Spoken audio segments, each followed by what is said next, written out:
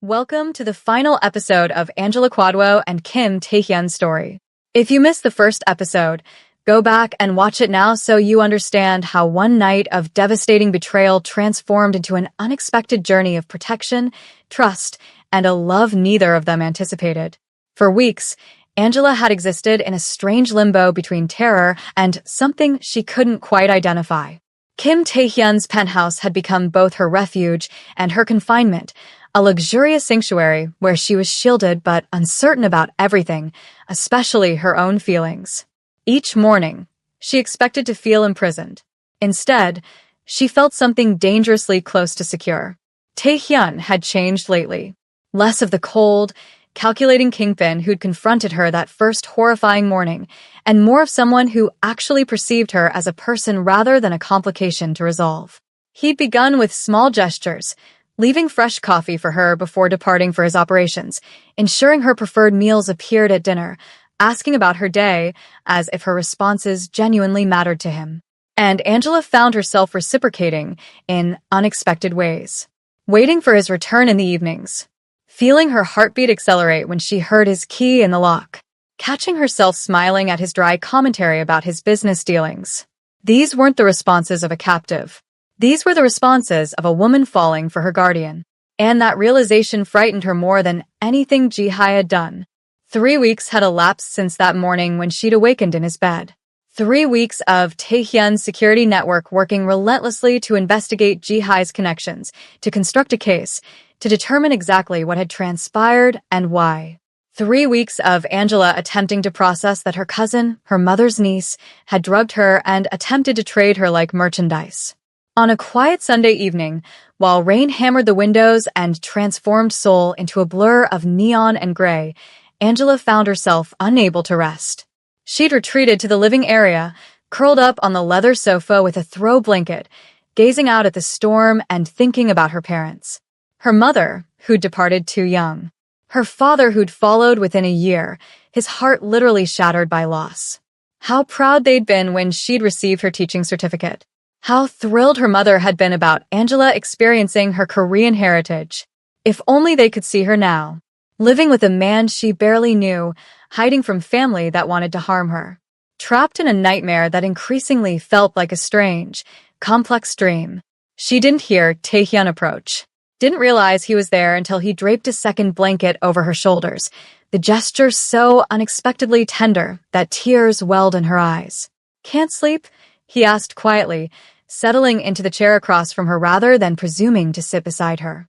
That careful distance he always maintained, respecting her boundaries, even in his own space.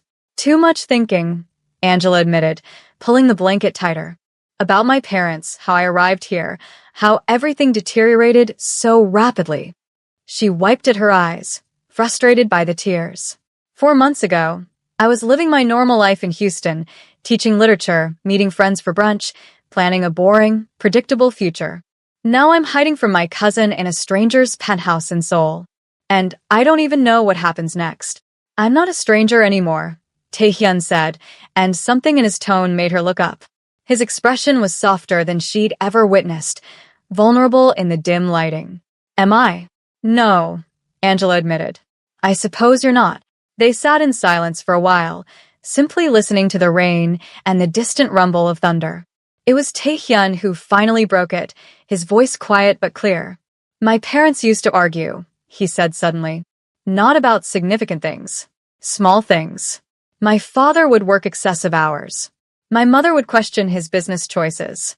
Normal family friction." He paused, staring at his hands. "The night they were killed, they'd been disagreeing about something trivial. I can't even recall what.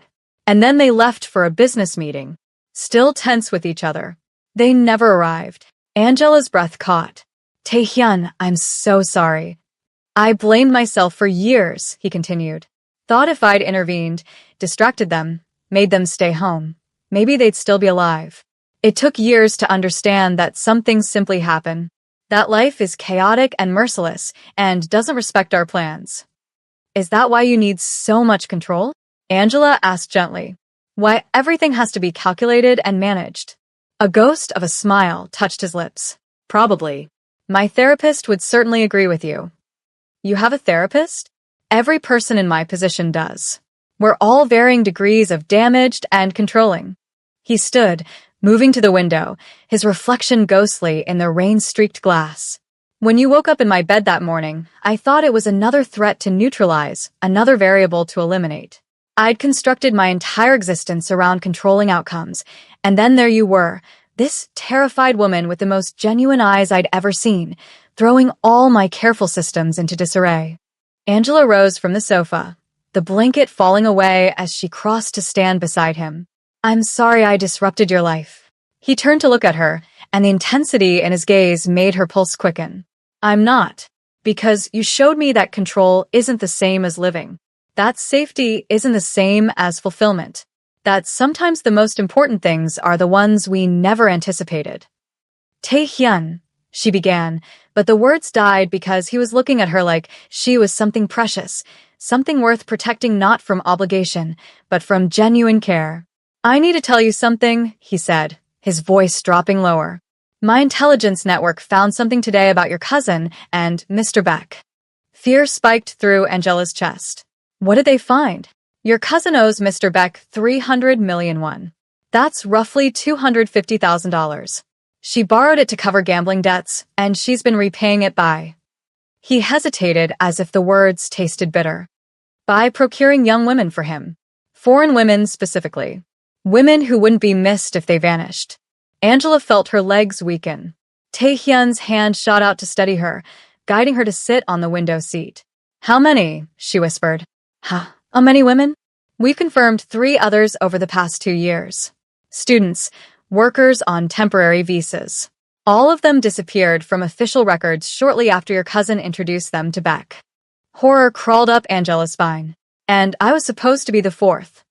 Yes, except you ended up in my penthouse instead of his. Your cousin made an error, delivered you to the wrong location. Beck showed up at the place she'd arranged, found it empty, and has been demanding she deliver what he paid for. That's why she's searching for me. Understanding dawned with sickening clarity. It's not about family or concern. She needs to hand me over to him or face the consequences herself. Tae-hyun nodded grimly. According to the communications we've intercepted, Beck gave her an ultimatum. 7 days to produce you, or she becomes the payment for her debt. Good, Angela said, surprising herself with the venom in her voice. Let her face what she tried to do to me. Let her experience what it feels like to be terrified and powerless. Angela, no. I mean it. She stood abruptly, anger flooding through her veins, hot and righteous. She drugged me. She tried to sell me to a man who's probably murdered those other women. She's my mother's niece, and she was willing to destroy me to save herself. Why should I care what happens to her? Tae-hyun didn't argue. He simply watched her with those dark, intelligent eyes, letting her rage burn itself out. When she finally deflated, sinking back onto the window seat with tears streaming down her face, he moved closer and carefully, giving her every chance to refuse, wrapped his arms around her. Angela buried her face against his chest and wept. For her parents, who'd never know what their daughter had endured. For the innocence she'd lost. For the 3 women who'd come before her and probably hadn't been fortunate enough to end up in the wrong place. For the horror of realizing family could be more dangerous than strangers. Tae-hyun held her through it all, one hand stroking her hair, murmuring soft words in Korean she didn't understand but somehow found comforting anyway. When she finally pulled back, exhausted from crying, he cupped her face gently and wiped her tears with his thumbs. You're safe, he said firmly. I promise you, Angela, you are safe, and she will never touch you again. How can you promise that? She's out there with people searching for me. Mr. Beck has money and power and connections. And I have more of all 3, Tae-hyun said with quiet confidence. Plus, I have something they don't. I have evidence of their crimes. When I'm ready, I'll destroy them both. But first, I need to make sure you're completely protected. The way he said it, the absolute certainty in his voice, made something shift in Angela's chest. This wasn't just obligation anymore. This was personal for him. Why are you doing all this? She asked. You could have just sent me to the police that first morning. Let them handle it. Why did you take on this burden? Taehyun was quiet for a long moment, his hands still cradling her face, his thumb tracing the line of her cheekbone. When he finally spoke, his voice was rough with emotion. Because when I looked at you that morning, terrified and confused and so clearly innocent, I saw something I thought I'd lost. Hope. Possibility. A reason to be better than just powerful. He paused. And because somewhere between that first day and today, you stopped being a burden and started being something else entirely. What? Angela whispered, barely breathing. Someone I can't imagine losing. The words hung between them, heavy with implication. Angela's heart pounded so hard, she was certain he could feel it. This was dangerous territory, complicated and messy, everything they should probably avoid. But when Taehyun leaned in slowly, giving her every chance to pull away, Angela didn't move. She let him close the distance until his lips met hers in a kiss that was gentle, questioning, and absolutely perfect.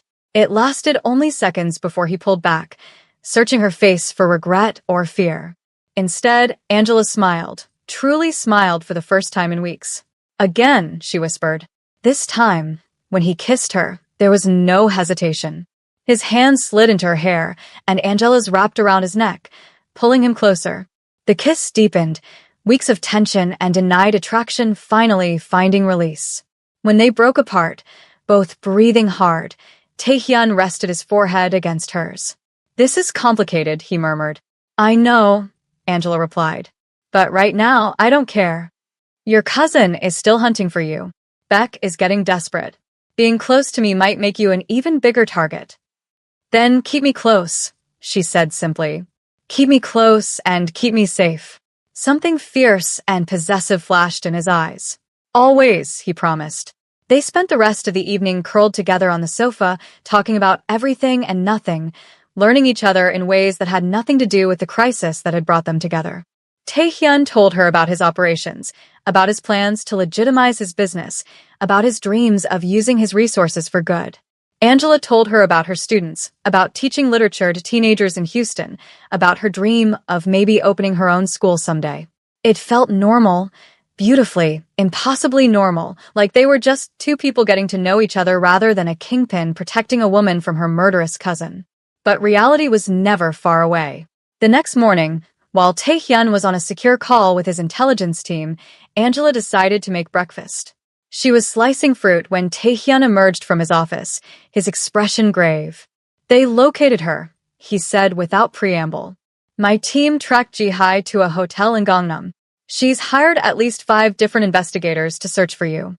She's distributed your photo to informants all over the city. Angela set down the knife, her hands trembling. She's really that desperate. Yes, which makes her dangerous. Desperate people make mistakes, but they also take risks they normally wouldn't. He crossed to her, taking her hands in his. I need you to trust me completely for what comes next. What comes next? We set a trap. We let her think she's found you. Fear shot through Angela's veins. You want to use me as bait? No, Taehyun said firmly. I want to use the illusion of you as bait. I'll have my team stage photos of someone they'll hire to resemble you from a distance. We'll plant them where Ji-hai's investigators will find them. Make her think you've been spotted in a specific location. When she moves to grab you, we'll have cameras, witnesses, and police ready to document everything. You're going to trap her. I'm going to give her enough rope to hang herself with, he corrected. And Mr. Beck along with her. Both of them will be exposed, arrested, and prosecuted. But I need you to stay hidden here, safe, while it happens. Can you do that? Angela thought about those 3 women who'd come before her, about the terror they must have felt, about stopping Ji-hai and Beck before they could hurt anyone else. Yes, she said. Whatever it takes. Over the next 3 days, Taehyun's plan unfolded with precision. His security team hired an actress who, from a distance, could pass for Angela. They photographed her leaving an apartment building in a neighborhood across town, shopping at a market, walking through a park. Each photo was carefully placed where Ji-hai's investigators would stumble across them. The bait worked faster than anyone expected. On the 4th day, Taehyun's phone rang while he and Angela were having dinner. He answered, listened, his expression growing darker, then hung up. They took the bait. Jihai's people spotted the decoy an hour ago. They've been following her, and Jihai just arrived in the area with 3 men. It's happening tonight. Angela's stomach clenched with fear and anticipation. What do we do? You stay here with 2 of my guards. I'm going to oversee everything from a nearby location. The police are already in position. Cameras are rolling. When Jihai makes her move, we'll have everything we need. I want to come, Angela said suddenly. Absolutely not. It's too dangerous. She's my cousin. This is my nightmare. I deserve to see it end. Taehyun studied her face for a long moment, then sighed. You stay in the car with guards. Windows up, doors locked. You observe only. The moment anything goes wrong, you leave. Agreed. Agreed. An hour later, Angela found herself in the back of Taehyun's car, parked on a side street with a clear view of the apartment building where the decoy had led Jihai's people. 2 of Taehyun's security guards sat in the front seat, silent and alert. Taehyun was in a building across the street with his tech team, coordinating everything. Through the tinted window, Angela watched as a black van pulled up to the apartment building. Her cousin emerged first, looking haggard and desperate, her usually perfect hair disheveled, her designer clothes wrinkled. 3 men followed her out, large and intimidating. Angela's hands clenched into fists as she watched Jihai gesture urgently toward the building, clearly giving orders. The men nodded and moved toward the entrance, just as the decoy, wearing Angela's jacket and with her hair styled like Angela's curls, emerged from the building. Even from this distance, Angela could see the moment Jihai recognized her, or thought she did. Her cousin's face lit up with relief and something darker, something predatory. She gestured sharply, and her men moved fast, surrounding the decoy, grabbing her arms. That's when everything happened at once. Police cars roared in from both ends of the street, lights flashing, sirens wailing. Officers poured out, shouting commands in Korean. Taehyun's security team emerged from strategic positions, cameras capturing everything.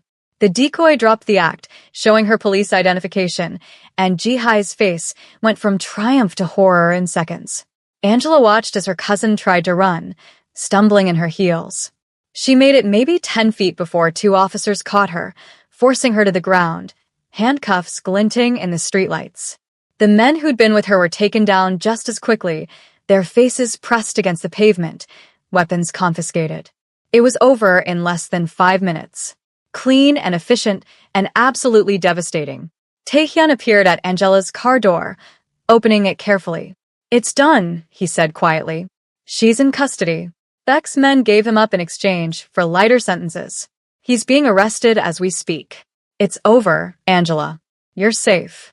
Angela climbed out of the car on shaking legs. Across the street, Jihai was being loaded into a police car, still screaming, still struggling.